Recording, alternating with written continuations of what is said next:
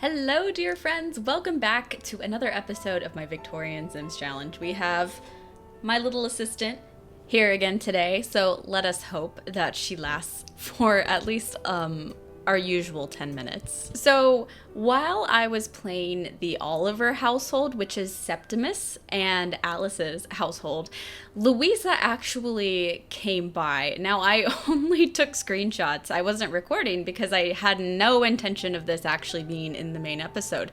But Louisa stopped by and promptly died of old age because I made her selectable for like 2 seconds, and apparently in those 2 seconds decided to die on us. So poor pregnant, probably traumatized Alice, who has no idea about the relationship between Louisa King and her husband, is just like watching this old woman die in their house while Septimus sobs over her. Because, I mean, she was an important part of Septimus's life for a while too, right? And so she does not go willingly. Louisa is not happy about this whatsoever.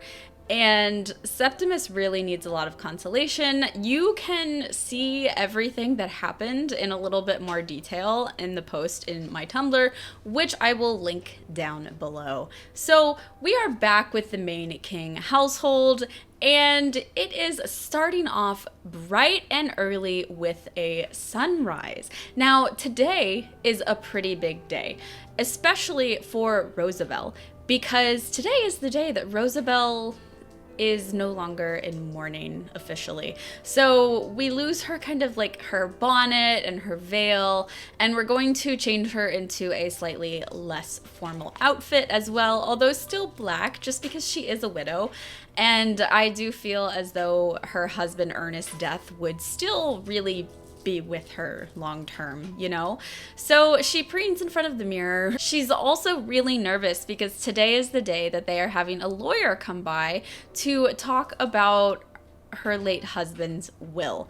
Now, the maid Meredith Ellis is in aspiration failure the entire episode. This poor woman is so unhappy. I think she is struggling a lot with the fact that she has new employers running the household, because Charles and Annalise are not exactly as generous as Ernest was. Ernest was a very kind, sweet soul, and Annalise is kind of the one running the household. Annalise and Rosabelle's daughters, Rosetta and Viola, are being raised kind of like sisters, although they're not actually as close as we would originally expect.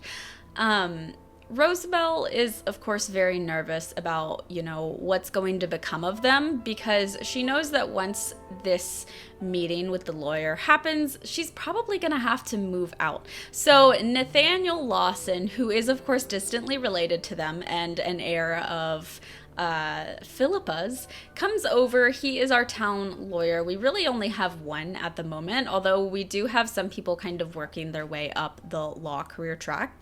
While the adults are discussing, the kiddos are working on their skills, and Rosetta is, of course, a little bit nervous because she knows that her mom is nervous about the situation.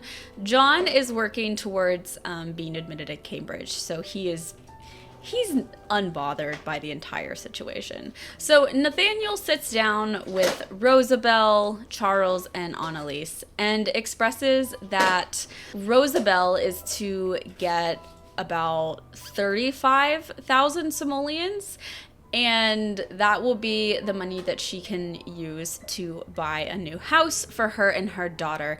And Ernest also set aside 15,000 or 20,000 for Rosetta's dowry. So that will be saved. That won't be going into the house immediately. However, whatever house they end up getting, that money will probably stay in the household if she marries in a way where she's not marrying an heir and they end up inheriting the house. So things are kind of up in the air.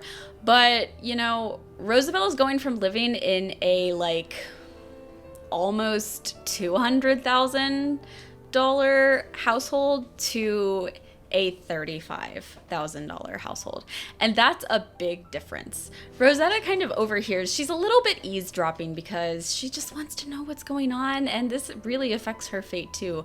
And so she kind of sneaks into the back and starts playing the piano and sees that everyone is a little bit tense because Charles and Annalise, specifically Annalise, is not happy that Ernest left quite so much money to the family. So I'm just going to use these cars in increments of 5,000 to put into Rosabelle and Rosetta's inventories, and that will kind of act as the inheritances, and Rosetta's won't be touched until she is an adult. So that's going to stay there for a while. Before they move out, they will be moving out shortly.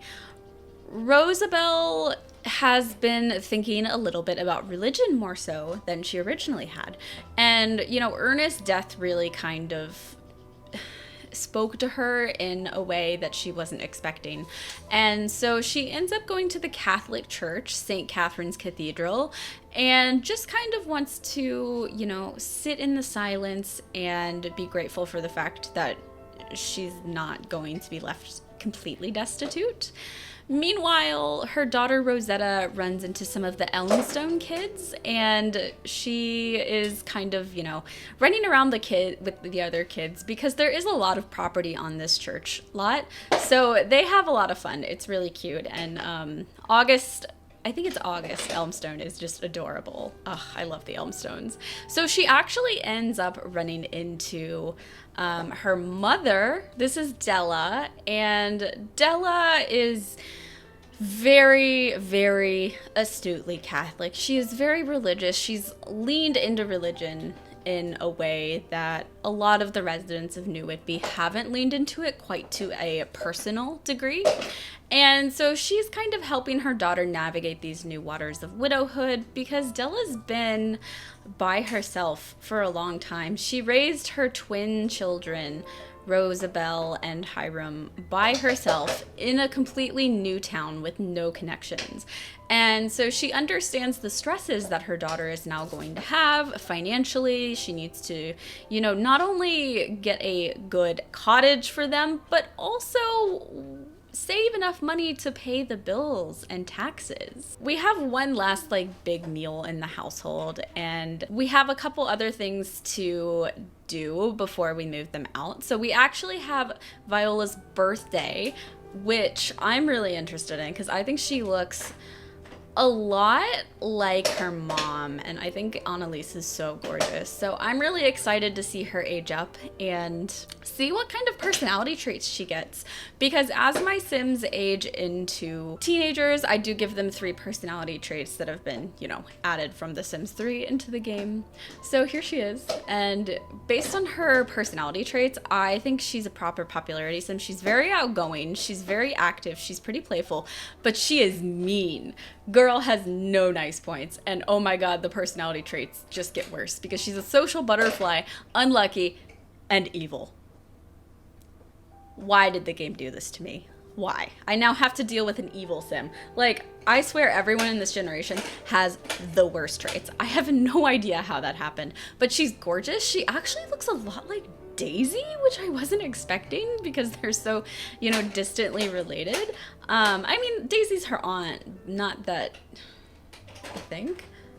Man, I don't think Annalise would ever acknowledge that Daisy is related to them, but we actually do see Daisy a couple points this episode. So it is finally time for Rosabelle and Rosetta to move out. I am feeling so sentimental about this because, you know, I thought they were gonna live here their entire lives with Ernest and have so many more kids. But tragically, that was not the case for Rosabelle. She had the most advantageous marriage in New Whitby, and suddenly it all came crashing down around her. But the other side of the King family, Charles's brood, they are very pleased that they are gone. The whole situation gives me very Sense and Sensibility vibes, where, you know, distant relatives come in, they're a little bit hostile, they have to leave and move into a smaller cottage. So that's kind of the vibes that I'm getting. And Viola is really living up to her mean traits by being mean to our younger and newer maid, Mariana. Mariana is trying her best to avoid the family at all costs by doing laundry. We've got probably about 60 items of dirty laundry in each of our maids' inventories, which is so bad. I don't even know how to catch up at this point. It's a mess. Charles and Annalise are honestly such a good couple, and I never expected it. They had a little bit of an age gap. Annalise is a bit older than him, but I was surprised that Daisy ends up coming by very often. That was not something I was expecting, but hilariously, Daisy ends up cheating at chess when she's playing with her brother Charles. Which, like, Daisy... What did I do wrong to get Sims that are this terrible? I mean, at least with Daisy, it's kind of endearing.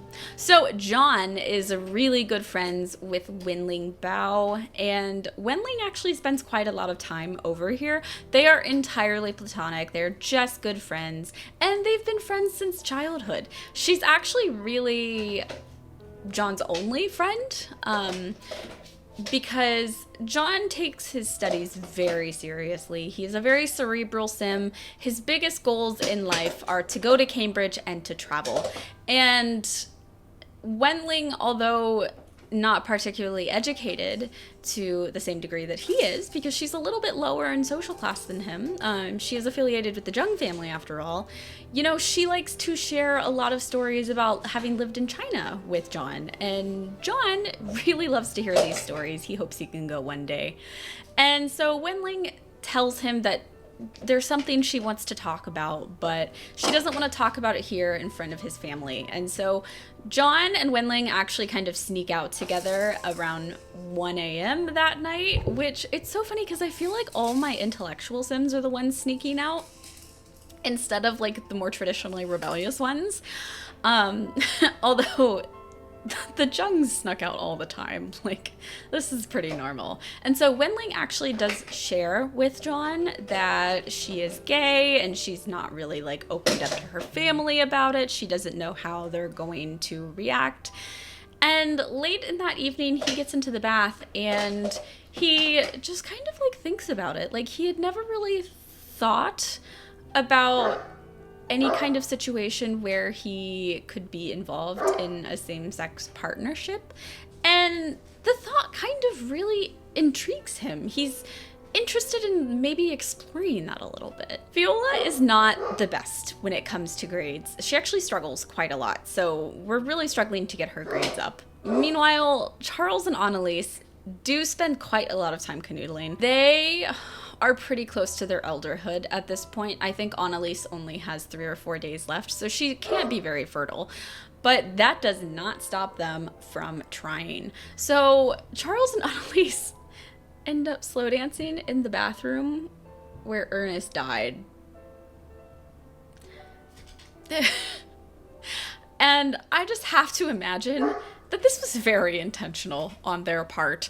I really picture them being like, great things happened in this bathroom to elevate our status in life. So thank you, Ernest, for dying of tuberculosis. Great.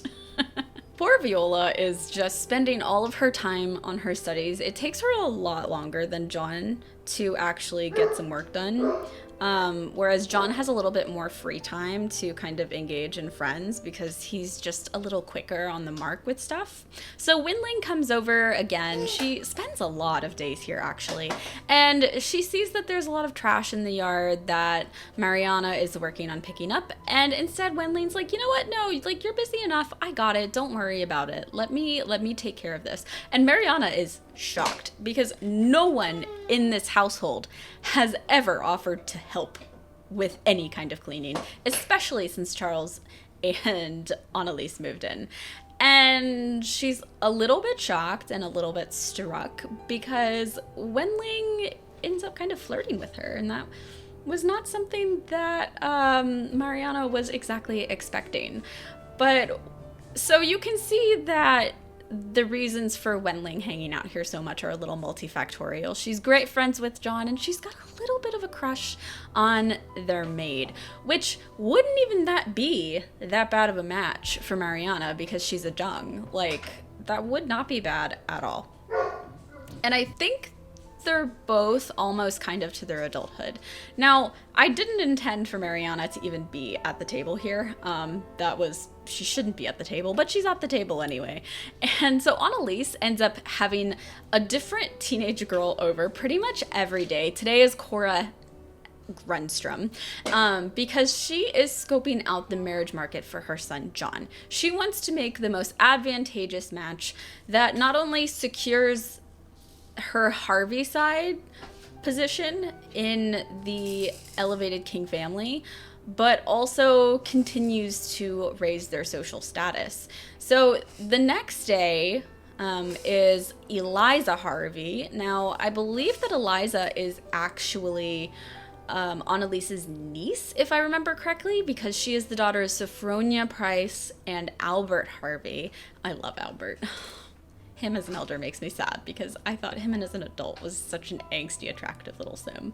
But Eliza, although has spent time at finishing school, is not really wise to the kind of social politics that Annalise is trying to play, and she ends up really stressed out during this game of chess. So it's the last day before John leaves for Cambridge. He's so excited, but of course he knows that once he goes off to Cambridge, he's not going to see his good friend Wenling for a long time. So she comes over to spend a little bit more time with him and just kind of like hang out while he is packing and getting ready. And these two are just thick as thieves. I love their friendship so much. It's wholesome, it's sweet, and they also confide in each other. Oh, I think we have someone working on the roof. Sorry for the banging.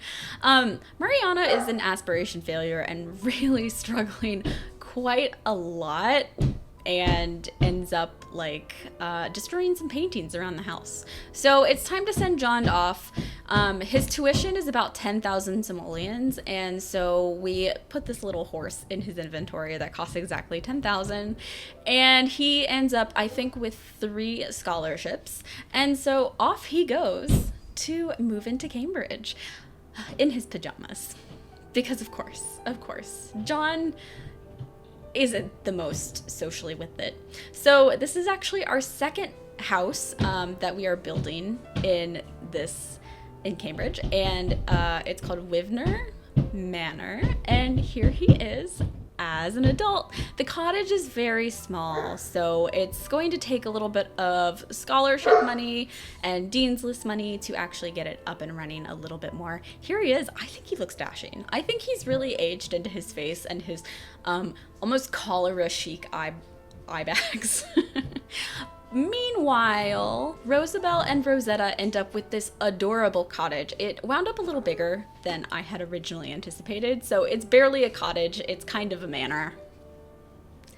Worst problems to have, right? We can't really afford to furnish it beyond the first floor, but that's okay because Rosabelle and Rosetta end up sharing a bed together, just because they're really close, and Rosetta has actually slept in the same bed as her mom since her dad died, so it's not like we really need another bedroom.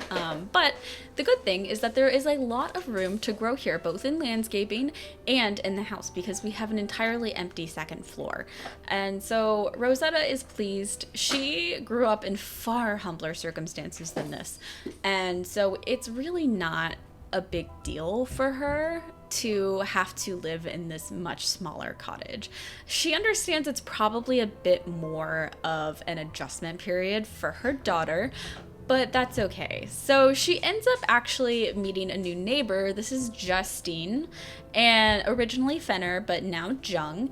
And Justine and Rosabelle end up really great friends, despite very strong social class differences.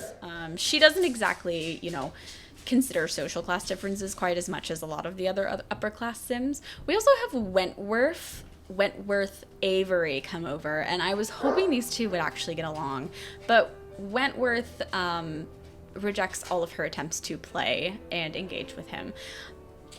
But I get the sense that he's still interested, so I'm not exactly sure what's going to happen with these two in the future, if anything is going to happen.